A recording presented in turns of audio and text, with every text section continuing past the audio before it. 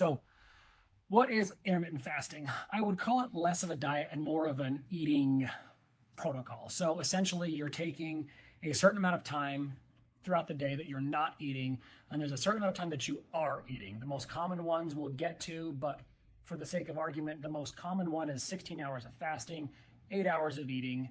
And for the most part, you can kind of eat whatever you want and not really have to measure your food with a few caveats, but that's kind of the idea.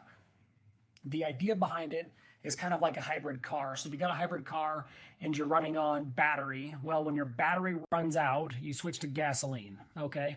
So you can kind of think of intermittent fasting as the car and the diet that you're using as the fuel source. So as you're fasting, you're running on battery.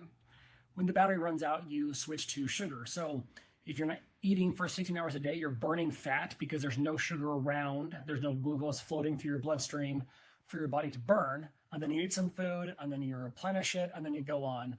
You could use a lot of weight if you didn't eat at all, but then you'd die. So you do have to eat. Some people will shorten their eating window even more. That is the quick and dirty of how intermittent fasting is supposed to work.